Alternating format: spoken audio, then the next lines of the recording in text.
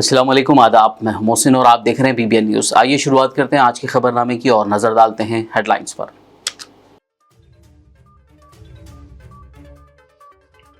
केसीआर अब chief minister नहीं बल्कि एक बादशाह की तरह कर रहे हैं काम। मंथनी में इंतखाबी जलसे से राहुल गांधी का खिताब।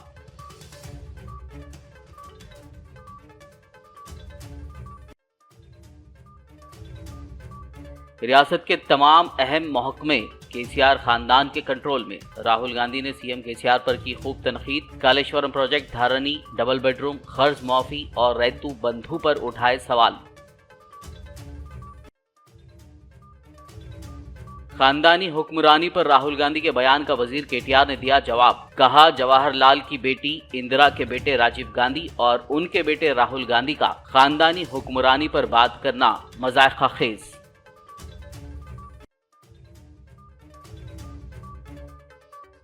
आरमूर एमएलए जीवन रेड्डी के ख्यामगाह पर एमएलसी कविता की प्रेस कॉन्फ्रेंस। तीसरी मर्तबा बीआरएस पार्टी के इख्तिदार में आने का कविता को है यकीन।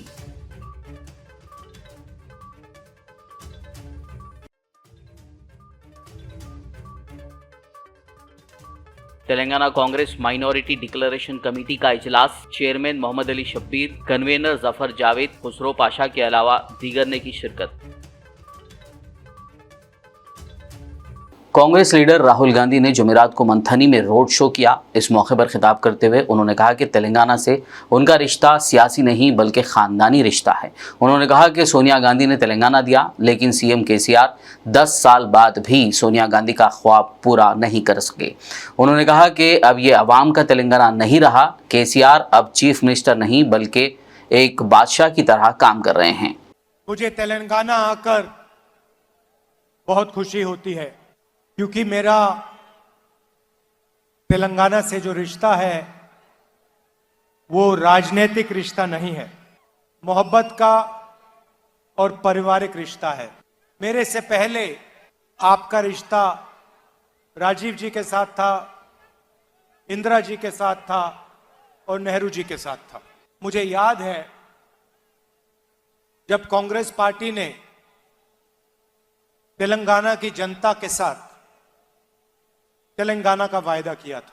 2004 में कांग्रेस पार्टी ने तेलंगाना के लोगों से कहा था कि हम तेलंगाना बनाने के बारे में सोच रहे हैं, और फिर सोनिया गांधी जी ने तेलंगाना का निर्णय लिया। मैंने आपसे कहा कि रिश्ता राजनीतिक नहीं है, रिश्ता मोहब्बत का है, पारिवारिक है। जब सोनिया जी ने तेलंगाना की बात की थी, उन्हें मालूम था कि कांग्रेस पार्टी को राजनीतिक नुकसान हो सकता है, मगर तब भी उन्होंने तेलंगाना की गरीब जनता के लिए, किसानों के लिए, मजदूरों के लिए यह निर्णय लिया। राहुल गांधी ने अपनी तकरीर के दौरान कहा कि रियासत के तमाम अहम महकमे केसीआर खानदान के कंट्रोल में हैं। राहुल गांधी ने सवाल किया कि कालेश्वरम प्रोजेक्ट से आवाम को क्या फ़ायदा हुआ। उन्होंने कहा कि इससे सिर्फ चीफ मिनिस्टर के बड़े कॉन्ट्रैक्टर्स को फ़ायदा हुआ। राहुल गांधी ने सवाल किया कि धारनी पोर्टल से किसको फ़ायदा हुआ। उनका कहना था कि इसका मकसद सिर्फ आवाम की ज़मीनें छीनना था। राहुल गांधी ने डबल बेडरूम, कर्ज मुआफ़ी और रैतू बंधु के बारे में भी सवाल उठाए। कालेश्वरम के बारे में आपको मालूम है, प्राइस एस्केलेशन करने के बाद 1 लाख करोड़ रुपए का नया बजट बनाया।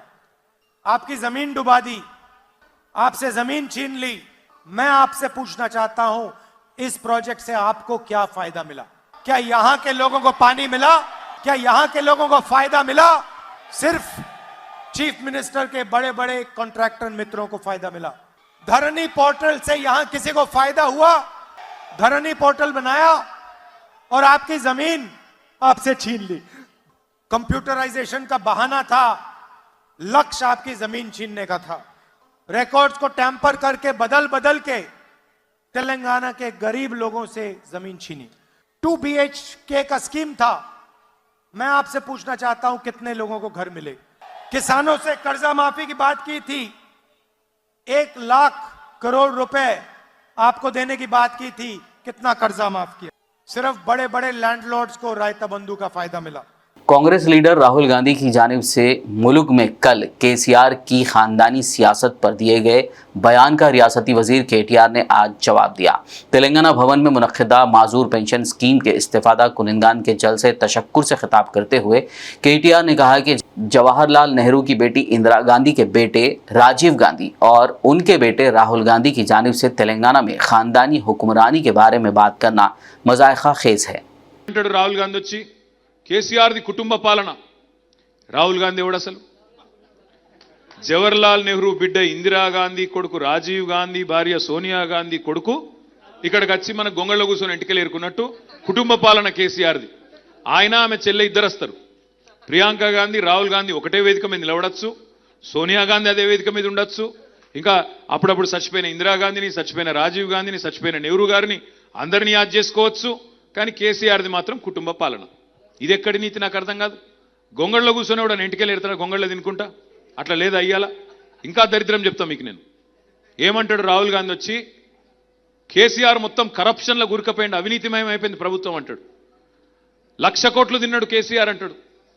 80,000 కోట్ల ప్రాజెక్టు కాళేశ్వరం ప్రాజెక్టు పూర్తయింది. ఇవాళ అమెరికా వాళ్ళు పిలిచి పురస్కారాలు ఇస్తున్నారు. ప్రపంచంలోనే అతిపెద్ద లిఫ్ట్ ఇరిగేషన్ ప్రాజెక్ట్ ఎక్కడుంది అంటే తెలంగాణలో కేసీఆర్ కట్టిండు, కాళేశ్వరం కట్టిండని అమెరికా వాళ్ళు సైతం గుర్తిస్తున్నారు. అమెరికాలో ఉండే ప్రపంచ ఎన్వైరన్మెంటల్ కాంగ్రెస్ వాళ్ళు పిలిచి మరీ అవార్డులు ఇస్తూ ఉన్నారు. కానీ ఇక్కడున్న కాంగ్రెస్ వాళ్ళకైతే అర్థమైతలేదు. 80,000 కోట్ల ప్రాజెక్టులో 1,00,000 కోట్ల అవినీతి ఎట్లా జరుగుతుంది? కొద్దిగా బుర్ర బుద్ధి ఉంటే 80,000 కోట్ల ప్రాజెక్టులో 1,00,000 కోట్ల అవినీతి అంటే మరి ప్రాజెక్ట్ ఎక్కడిది? అసలు ప్రాజెక్టు ఖర్చు కంటే ఎక్కువ అవినీతి చేసిందంటే ఇప్పుడు రాహుల్ గాంధీతో బాధ ఏంటంటే ఆయన లీడర్ కాదు, రీడర్. ఏం రాసిస్తే కదా చదువుతాడు ఆయన. పాపం ఆయనకేం తెలియదు, తెల్లకాయుధం ఆయనకేం తెలియదు, తెలుసుకునే ప్రయత్నం చేయడు. ఎవడన్నా ఏమన్నా రాసిస్తే కాంగ్రెస్ వాడు అదే బర్ర చదువుతాడు, ఎటుపడతాడు, మాట్లాడతాడు, పోతాడు. కేసీఆర్ అవినీతి పరుడు అంటాడు. రాహుల్ గాంధీ పక్కకి ఎవడున్నాడు? రేవంత్ రెడ్డి. అంతకంటే పెద్ద గజ దొంగ దేశంలో ఎవడన్నా ఉన్నాడా? ఆయన ముంగట దావూద్ ఇబ్రాహీము, చార్ల శోభరాజు కూడా చిన్నోళ్ళు. రేవంత్ రెడ్డి ముంగట ఆనాడు ఓటుకు నోటు, ఇవాళ సీటుకు రేటు. ఓటుకు నోటు, సీటుకు రేటు. రేపు రాష్ట్రమంతా అమ్ముతాడు. టోకున బీజేపీకి అమ్మి పారేస్తాడు కాంగ్రెస్ పార్టీని కూడా. గసంటోని పక్కన కూర్చోబెట్టుకొని ఇవాళ మాట్లాడుతున్నాడు రాహుల్ గాంధీ. ఒక 420 కానీ పక్కకు కూర్చోబెట్టుకొని కేసీఆర్ దొంగ లంగా అంటే నీ చుట్టూ ఎవరున్నారో చూసుకోవా కనీసం? నీ పక్కకే మీ పిసిసి అధ్యక్షుడే మొత్తం పైసలు వంచుకుంటూ దొరికిపోయిన దగులుబాజీ. గాయనని పక్కకు కూర్చోబెట్టుకొని కేసీఆర్ని తిడతా అంటే ఎవరు నమ్ముతారు? రాహుల్ గాంధీ గారు నవ్వుతున్నారు. చూసుకోను నీ పార్టీ ఎంత దరిద్రంలో గురుకొని పోయిందంటే ఆఖరికి ఒక ఓటుకు నోటు దొంగ 50 కోట్ల రూపాయలు మీ ఇన్ఛార్జికి ఇచ్చి లంచం ఇచ్చి పదవి తెచ్చుకునే దుస్థితిలో ఇవాళ కాంగ్రెస్ పార్టీ ఉన్నది. आरमूर एमएलए जीवन रेड्डी की क़यामगाह पर आज जुमेरात के रोज़ एक मीडिया कॉन्फ्रेंस मुनक़्क़िद हुई, जिसमें बीआरएस एमएलसी के कविता ने मेहमान खुसूसी की हैसियत से शिरकत की। इस मौके पर उन्होंने ये यकीन जाहिर किया कि तीसरी मरतबा बीआरएस पार्टी इख्तिदार में आएगी। उन्होंने कांग्रेस पार्टी पर तनकीद करते हुए कहा, बीआरएस ने 10 सालों में वो कर दिखाया है जो कांग्रेस ने 60 सालों में नहीं किया। इस मौके पर MLA Jeevan Reddy, municipal vice chairman Shaikh Mannu, नुमाइंदा चेयरमैन पवन, बीआरएस टाउन सदर पी नरेंद्र के अलावा दीगर मौजूद थे। కాంగ్రెస్ పార్టీ మేము డైరెక్ట్గా స్వర్గం నుంచి దిగొచ్చినాము. బీఆర్ఎస్ పార్టీ వాళ్ళు బాగా కరప్ట్ అన్న లైన్లో వారు మాట్లాడడం జరిగింది. మళ్ళీ రాహుల్ గాంధీ గారిని రిక్వెస్ట్ చేస్తూ ఉన్నాం, మీరు చదువుకున్నటువంటి వ్యక్తి, యూత్ అందరూ కూడా దేశంలో ఆదర్శంగా తీసుకుంటారని కాంగ్రెస్ నాయకులు గొప్పగా చెప్తా ఉంటారు. మీరు కొద్దిగా దయచేసి ఆలోచన చేయాలి. కాళేశ్వరం ప్రాజెక్టు ఖర్చు ప్లస్ మిషన్ భగీరథ ఖర్చు రెండు కలిపితే కూడా 1,00,000 కోట్ల లోపలనే ఉన్నది. 1,00,000 కోట్ల లోపల ఉన్నటువంటి ప్రాజెక్టుల 1,00,000 కోట్ల అవినీతి ఎట్లా చేస్తారన్నది మీరు ఒక్కసారి ఆలోచన చేయాలి. నిలబడితే అట్లా చదివేసి ఇక్కడ ఓట్లు వస్తాయి అని అనుకుంటే మాత్రం అది మీ అమాయకత్వం అవుతుంది. పదే చెప్పిందే చెప్తే మీకే అవమానం అవుతుంది తప్పితే ఇంకొకటి లేదు. రెండో విషయం, ఒకవేళ నిజంగా అవినీతి జరిగింటే ఇవాళ యావత్ తెలంగాణలో ఉన్నటువంటి ప్రజలు, ముఖ్యంగా మా ఆర్మూర్లో ఉన్నటువంటి రైతన్నలు, వారి పొలాలకు నీళ్ళు వచ్చేటివి కాదు. ఇవాళ మా ఆర్మూర్లో మొట్టమొదట మిషన్ భగీరథ గౌరవ ముఖ్యమంత్రి గారు వచ్చి ఇక్కడ ప్రారంభించడం జరిగింది. ఇవాళ ఆర్మూర్లో ఉన్నటువంటి పట్టణంలో ఉన్న ప్రతి ఇంట్లో నీళ్ళు వచ్చేటివి కాదు అవినీతి జరిగింది. మీ హయాంలో, కాంగ్రెస్ హయాంలో అవినీతి జరిగింది కాబట్టి ఎస్ఆర్ఎస్పి ప్రాజెక్టు మీరు కట్టడానికి 60 ఏళ్ళు తాత్సరం చేస్తే ఆఖరికి తెలంగాణ వచ్చినాక మీ తాతగారు నెహ్రూ గారు మొదలుపెట్టిన ప్రాజెక్టు కూడా కేసీఆర్ గారు మా నాయకుడు పూర్తి చేసిరు తప్పితే మీరు పూర్తి చేయలేనటువంటి పరిస్థితి. కేసీఆర్ గారి మీద, రాష్ట్రం తెచ్చినటువంటి నాయకుడి మీద, రాష్ట్రం కోసం ప్రాణాలు లెక్క పెట్టకుండా నిరాహార దీక్ష చేసినటువంటి నాయకుడి మీద మీరు ఇట్లా అవాకులు చెవాకులు మాట్లాడడం మేము తట్టుకోలేకపోతా ఉన్నాం. మొత్తం 50 మంది ఆర్మూర్ ప్రజానికం అంతా కూడా ఇవాళ తిరగబడేందుకు సిద్ధంగా ఉన్నారు. మీరు ఆర్మూర్ వస్తారట, చాలా మందితో మాట్లాడతారట, సంతోషం, రండి. ఆర్మూర్లో మేము తెచ్చినటువంటి లిఫ్టుల లిస్టు చదువుతూ ఉన్నా నేను. మీరు ఏనాడైతే చేయలేకపోయినో మేము ఎన్ని తెచ్చినామో చూడండి. దాదాపుగా గుత్పా ఎత్తిపోతలు ప్రారంభమైన తర్వాత సరిగ్గా నీళ్ళు లేకపోతే మళ్ళా 25 కోట్లు పెట్టి దాన్ని రిపేర్ చేసుకున్నాం. Fatehpur Subriyal lift, Gunjili Chikli lift, Makloor lift, Botanpalli lift, Macharla lift ఇట్లా ఒక 350 కోట్లతోని లిఫ్ట్లు తెచ్చుకోవడం జరిగింది, రిపేర్ చేసుకోవడం జరిగింది. కాలువలు, చెరువులు పాతవన్నీ కూడా రిపేర్ చేసుకొని చక్కగా ప్రతి చెరువును కూడా ఇవాళ కాళేశ్వరంతో అనుసంధానం చేసుకుంటే ఆర్మూర్ నియోజకవర్గంలో 365 రోజులు చెరువులు ఇవాళ కలకల్లాడుతూ మత్తడి దుంకుతున్నటువంటి పరిస్థితి ఉంది. కమిషన్ తీసుకుంటే చెరువులకు నీళ్లు రాకపోతుండే. మీ హయాంలో లాగా రైతుల కళ్ళకు కన్నీళ్ళు వస్తుండే. కరప్షన్ మీరు చేసింది కాబట్టి ఆనాడు రైతుల కళ్ళలో కన్నీళ్ళు ఉన్నాయి. ఇవాళ మేము కష్టపడి శ్రమ చేసి ట్రాన్స్పరెంట్గా పనిచేసినాం కాబట్టి పొలాలలో నీళ్లు ఉన్నాయనే విషయాన్ని మీకు గుర్తు చేస్తా ఉన్నాం. खानदानी हुक्मरानी के बारे में प्रियंका गांधी की बात एक बड़ा मजाक है। ये जवाब बीआरएस एमएलसी के कविता ने आरमूर में सहाफ़ियों की जानिब से पूछे गए सवाल पर दिया। कविता ने कहा, प्रियंका गांधी उस खानदान से आती हैं जहां पर हर कोई सियासी कायद है। मोतीलाल के बेटे जवाहरलाल नेहरू की बेटी इंदिरा गांधी, उनके बेटे राजीव गांधी और उनकी बेटी हैं प्रियंका गांधी, और वो तेलंगाना में आकर खानदानी सियासत पर बात कर रही हैं। చెప్తున్నా కదా బ్రదర్, ప్రియాంక గాంధీ అంటే ఎవరు అని ఇలా మనం ఆలోచిస్తే వాళ్ళ తాత ముత్తాతల చరిత్ర ఉన్నది. మోతీలాల్ గారి కొడుకు జవహర్లాల్ గారి బిడ్డ ఇందిరాగాంధీ గారి కొడుకు రాజీవ్ గాంధీ గారి బిడ్డ ప్రియాంక గాంధీ. ఆమె వచ్చి కుటుంబ పాలన అంటే చాలా హాస్యాస్పదంగా ఉంటుంది. వారు మొత్తం కుటుంబం కాంగ్రెస్ పార్టీని ఎట్లా కంట్రోల్ చేస్తున్నది అవన్నీ మనం చూస్తూనే ఉన్నాం. అధ్యక్షుడు పేరు పొగరు ఉంటారు, మాట్లాడేది మొత్తం వీళ్ళే ఉంటారు. కాకపోతే వేరే పార్టీలు అట్లా లేవు కదా. ఉంటే పార్టీలో బలంగా ఉంటారు, మంచి నడిపించుకుంటారు, ప్రజల మన్నలు పొందే ప్రయత్నం చేస్తారు. కానీ వీళ్ళలాగా ఇండైరెక్ట్ గా రిమోట్ కంట్రోల్ తోని పార్టీలను మొత్తం కంట్రోల్ చేసేది కేవలం వాళ్ళే చేయగలుగుతారు. వాళ్ళు జరుగుతున్నది అదే దేశంలో ప్రజలందరూ కూడా తెలుసు. Thank you. Telangana Congress minority declaration committee का इजलास आज चेयरमैन मोहम्मद अली शब्बीर की सदारत में हैदराबाद के एक होटल में मुनक्किद हुआ। इस मौके पर कन्वेनर जफर जावेद, खाजीपेट दरगाह के सज्जादा नशीन सैयद शाह गुलाम अफजल बियाबानी, खुसरो पाशा के अलावा दीगर जिम्मेदारान, दानिश्वरान, सोशल एक्टिविस्ट हजरात ने शिरकत की। इस दौरान रियासत के माइनॉरिटीज़ को दरपेश मसाइल और हल के लिए दरकार इक़दामात पर तबादला ख्याल किया गया। तेलंगाना कांग्रेस कमेटी ने ये फैसला किया कि मुसलमानों के लिए, क्रिश्चियनों के लिए और सिख भाई जितने भी माइनॉरिटीज़ है उनकी तरक्की के लिए हमारा जो मंशूर दिया जा रहा है मैनिफेस्टो, उसके अंदर माइनॉरिटी डिक्लेरेशन मंशूर में भी होना चाहिए। उसके लिए एक कमेटी बनाई गई थी। ये कमेटी ने मुसलसिल 5 सिटिंग किया हमने, और बहुत से मुस्लिम ऑर्गेनाइजेशन के पास हमारे कमेटी के अरकान और जफर जावेद साहब पर्सनल भी जाकर आए हैं। जैसे कि जमाअतुल उलमा के पास है, तामीर मिल्लत है, जमात इस्लामी है, तबलीगी जमात है, और भी बहुत सारे के पास गए। क्रिश्चियन कम्युनिटी के पास भी हम बहुत सारे ऑर्गेनाइजेशन करने गए। 150 ऑर्गेनाइजेशंस के लोग हमें चिट्ठी के ज़रिए सजेशंस भिजाए हैं, और जो बड़े ऑर्गेनाइजेशन हैं लगभग 50 लोग हमें सजेशंस के साथ उनके रिप्रेजेंटेटिव भी हमारे पास भिजाए हैं। हम भी उनसे जाके मिल कर आए हैं। इस तरीके से हमें बहुत अच्छे सजेशंस मिले हैं को कंपाइल करके हम प्रदेश कांग्रेस कमेटी को हैंडओवर करेंगे। फिर प्रदेश कांग्रेस कमेटी रेवंत रेड्डी जी और एआईसीसी के हमारे ठाकरे जी, मंसूर भाई मिलकर इसको एआईसीसी का अप्रूवल होने के बाद हम चाहते हैं कि राहुल गांधी जी के साथ ये डिक्लेरेशन हो। इसके लिए हम कमेटी का रिक्वेस्ट लेटर भी हम एआईसीसी को थ्रू हमारे सेक्रेटरी साहब के ज़रिए हम लोग रिक्वेस्ट भी उनको भिजा रहे हैं। राहुल गांधी के पेद्दापल्ली दौरे से कबल कांग्रेस पार्टी से ओदेल जेडपीटीसी जी रामुलु यादव, सीनियर कायदीन सत्यानारायण रेड्डी, वेमुला राम मूर्ति और दीगर ने कांग्रेस पार्टी से इस्तीफा दे दिया। उन्होंने इल्जाम लगाया कि कांग्रेस पार्टी में बीसी लीडरों को नजरअंदाज किया जा रहा है। रेवंत रेड्डी अपने जाती एजेंडे के तहत पार्टी में शामिल होने के बाद कांग्रेस पार्टी को तबाह कर रहे हैं।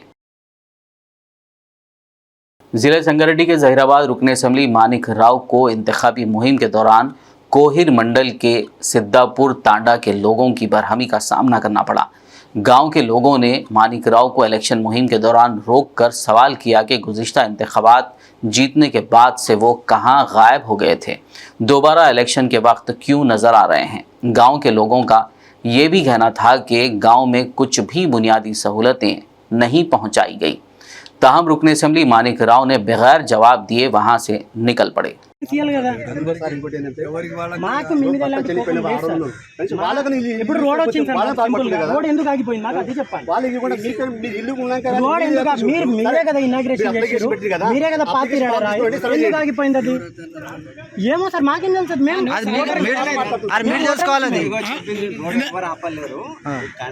ఎవరు మాట్లాడారు ఎందుకు కాంట్రాక్ట్ సార్, ఎందుకు ఈ మాయ మాటలు ఎన్ని రోజులు కాంట్రాక్ట్ కి పార్టీకి సంబంధం ఉండదు సార్. అది కాంగ్రెస్ కాంట్రాక్ట్ పార్టీకి సంబంధం ఉండదు. మీరు చెప్తే కాంట్రాక్ట్ వచ్చి ఎప్పుడైనా వేసిపోతారు కాదు. లెక్క వచ్చింది రోడ్డు 1947 ఎప్పుడైతే స్వతంత్రం వచ్చిందో అప్పటి నుంచి ఆ మట్టి మీద కంకర మీదనే లెక్క వచ్చింది రోడ్డు. మీరు ఇద్దరు ఉన్నారు పోటీలో, పొజిషన్ ఉన్నారు, అపోజిషన్ లో ఉన్నారు. మీరు ఇద్దరు కలిసి పని చెప్పాలా లేదా? ఎందుకు ఆపిండ్రు అది? మీరు మీటింగ్ లకు పోతారు, మేము రాలేరు, మేము కూడా చూస్తాం. మా మీటింగ్ రాలేరు, మీరు కూడా పెడతారు. ఇది కాదు, మనకు పని కావాలి. మనకు కావాల్సింది పని, మాకు పని కావాలి. ఎవ్వరు ఏం లేదు.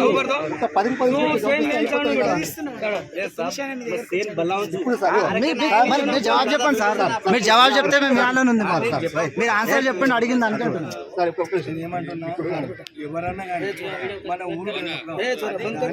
మా ఊర్లో అయితే డెవలప్ లేదు సార్. మరి ఎందుకు వస్తున్నారు సార్? మీరు ఎందుకు వస్తున్నారు ఓటు అడగడానికి? ఎవరు చేస్తారు?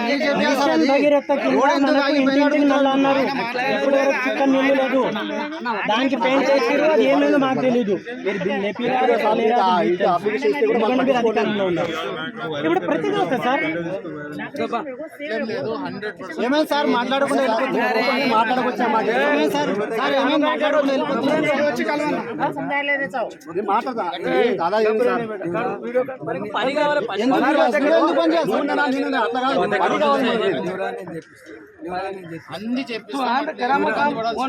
అది కూడా సార్ రేషన్ కార్డు 15 కార్డు చెప్పించాను.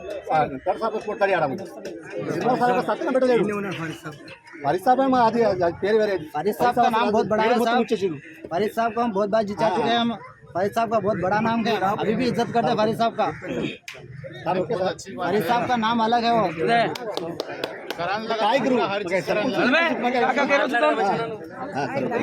खबरनामे में फिलहाल लेंगे एक ब्रेक। मुलाकात होगी इस छोटे से ब्रेक के बाद।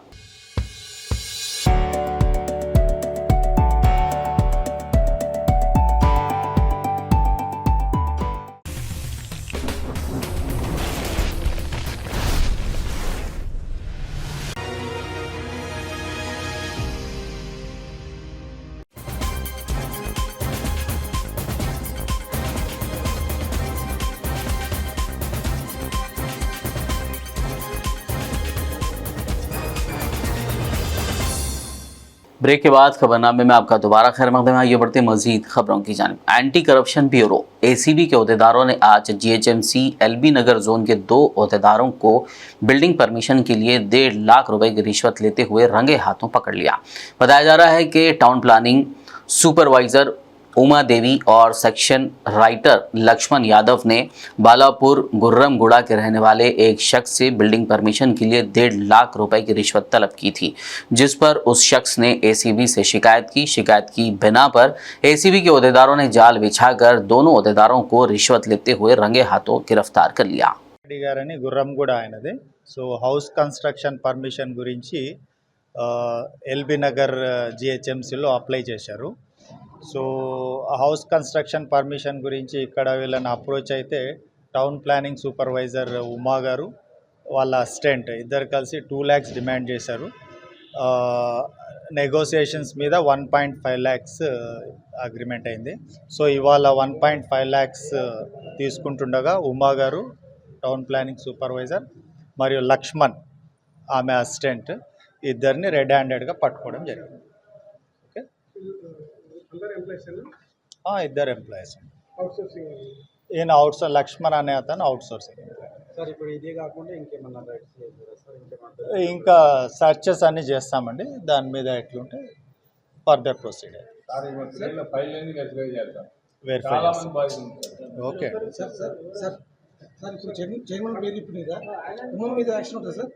అవునండి, ఇద్దరిని అరెస్ట్ చేసి రిమాండ్కి తరలిస్తాం.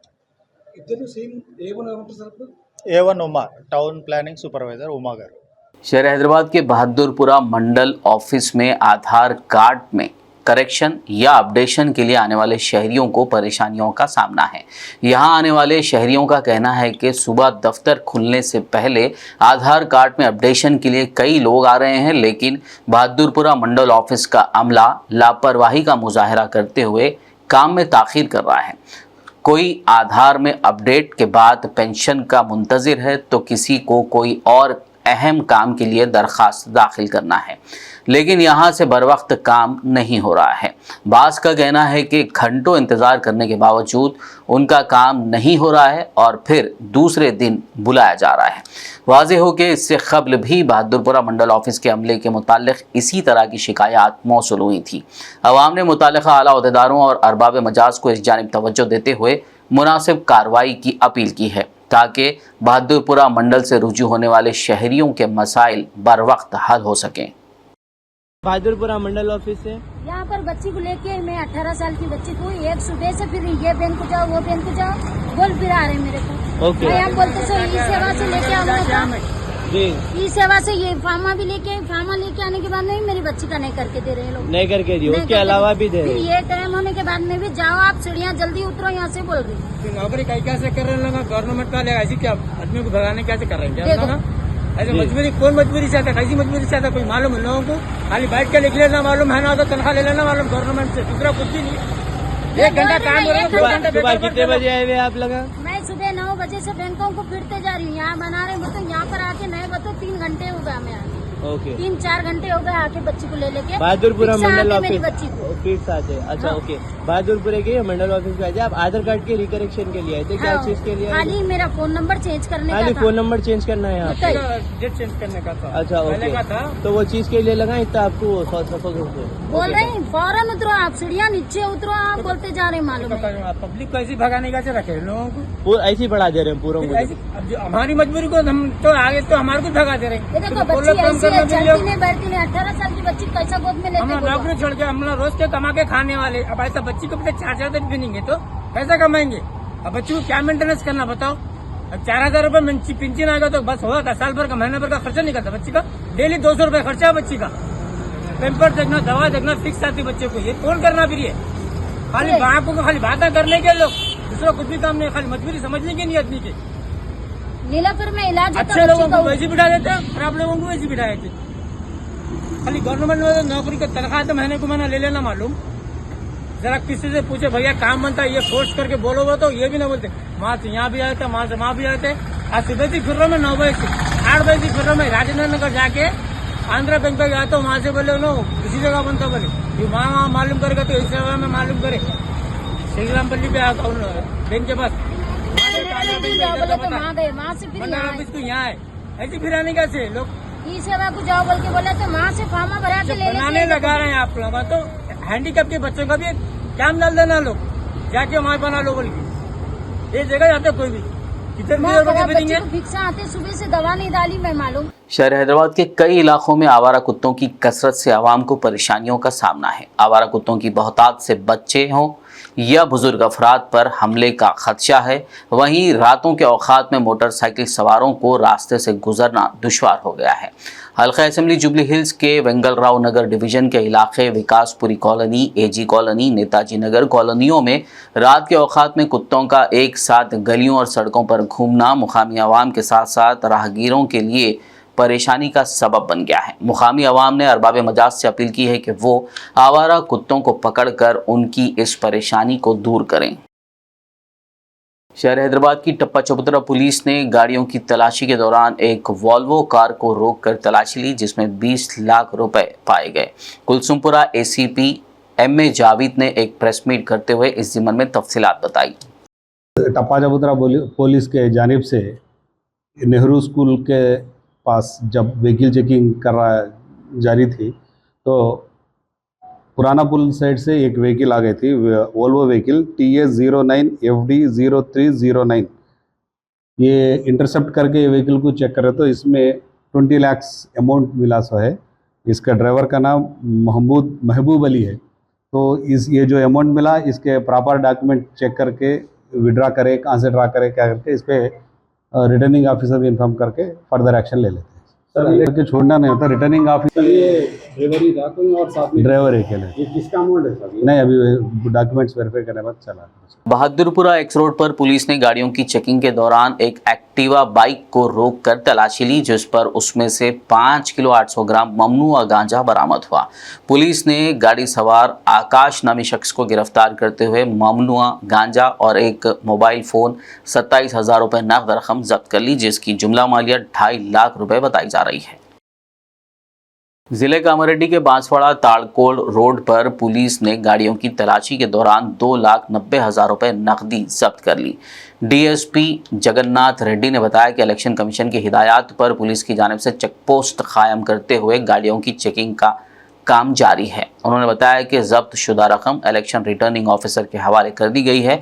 उन्होंने आवाम खासकर ताजरीन को मशवरा दिया कि बगैर सबूत या दस्तावेजात के 50,000 रुपये से ज़्यादा की रकम अपने साथ ना ले जाएं। इस मौके पर टाउन सीआई महेंद्र रेड्डी के अलावा दीगर अमला मौजूद था। బాన్స్వాడ డివిజన్ ప్రజలందరికీ ముఖ్యంగా వ్యాపారస్తులకు కానీ ఇంకా ఇతరత్ర ప్రజలందరికీ కూడా మా సబ్ డివిజన్ తరఫున రిక్వెస్ట్ ఏంటంటే రాబోయే ఎన్నికల సందర్భంగా మేము డివిజన్ మొత్తం కూడా జుక్కల్ మరియు బాన్స్వాడ కాన్స్టిట్యున్సీ పరిధిలో వెహికల్ చెకింగ్స్ చెక్ పోస్టులు కానీ వెహికల్ చెకింగ్స్ కానీ చేయడం జరుగుతుంది. కాబట్టి ప్రజలంతా కూడా ఒక 50,000కు మించి కనుక తీసుకెళ్ళినట్లయితే తప్పకుండా దానికి సంబంధిత డాక్యుమెంట్స్ కాగితాలు చూపించాల్సి వస్తుంది, సపోర్టివ్ డాక్యుమెంట్స్. అలాంటివి లేనట్లయితే 50,000 కన్నా ఎక్కువ డబ్బు మీ దగ్గర ప్రజల దగ్గర కానీ మేము చెక్ చేసినప్పుడు దొరికినప్పుడు అది ఫ్లయింగ్ స్క్వాడ్ టీమ్స్ FSTలకు అందజేయబడుతుంది.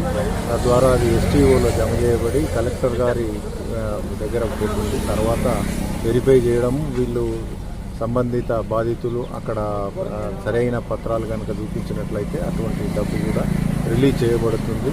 ఇదంతా కూడా అవాయిడ్ చేయాలన్నా దీన్ని చేయాలంటే తప్పకుండా తమ దగ్గర ఆ డబ్బులకు సంబంధించినటువంటి పత్రాలు సరైన పత్రాలు పెట్టుకున్నట్లయితే అక్కడికక్కడనే తనిఖీ చేసి వాళ్ళను అది సరిగ్గా ఉన్నట్లయితే వదిలేసే పరిస్థితి ఉంటుంది. కాబట్టి ప్రజలందరికీ గమనిక ఏంటంటే తప్పకుండా మీరు ఆ డబ్బులు క్యారీ పెద్ద ఎత్తున డబ్బులు కానీ గోల్డ్ కానీ ఏది తీసుకెళ్ళినా కూడా దానికి సంబంధిత పత్రాలు అనుమతి పత్రాలు ఉంటే మాకు సులువు అవుతుంది. మా తనిఖీలో వారికి కూడా ఎటువంటి ఇబ్బంది ఉండదని చెప్పేసి వారికి पुलिस शोहदा मेमोरियल डे के पेश नज़र ज़िला आदिलाबाद पुलिस हेडक्वार्टर में ज़िला SP उदय कुमार रेड्डी की सदारत में एक मेगा ब्लड डोनेशन कैंप मुनक्किद हुआ।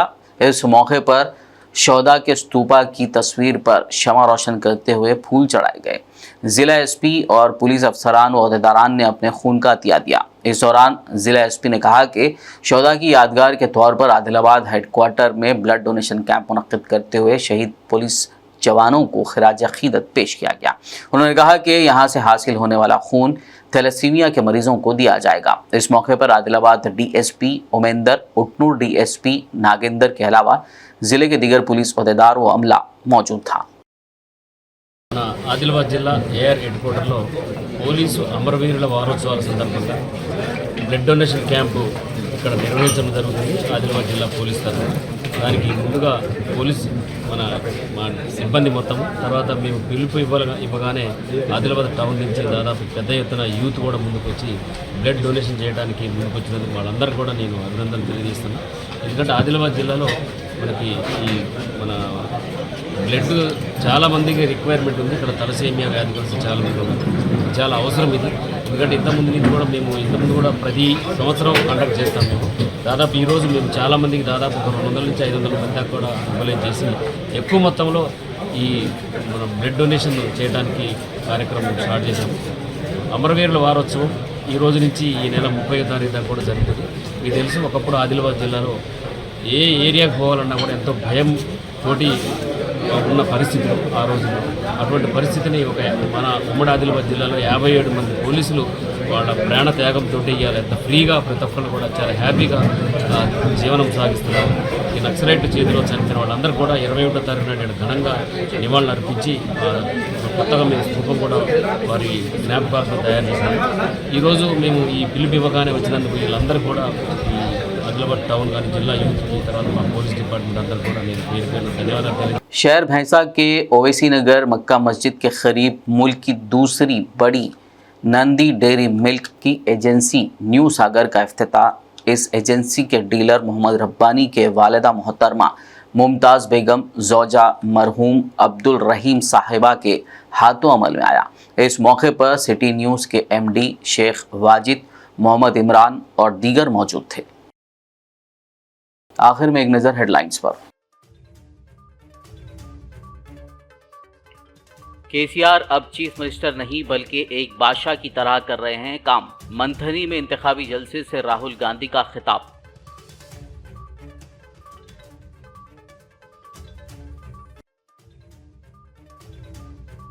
रियासत के तमाम अहम महकमे केसीआर खानदान के कंट्रोल में। राहुल गांधी ने सीएम केसीआर पर की खूब तनकीद। Kaleshwaram project, Dharni, double bedroom, कर्ज माफी और रैतू बंधु पर उठाए सवाल। खानदानी हुक्मरानी पर राहुल गांधी के बयान का वजीर केटीआर ने दिया जवाब। कहा, जवाहरलाल की बेटी इंदिरा के बेटे राजीव गांधी और उनके बेटे राहुल गांधी का खानदानी हुक्मरानी पर बात करना मजाक़ खेज।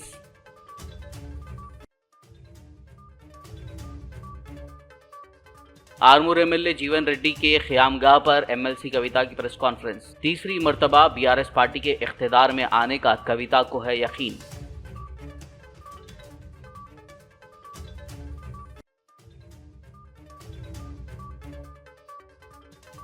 Telangana Congress minority declaration committee का इजलास। चेयरमैन मोहम्मद अली शब्बीर, कन्वेनर जफर जावेद, खुसरो पाशा के अलावा दीगर ने की शिरकत।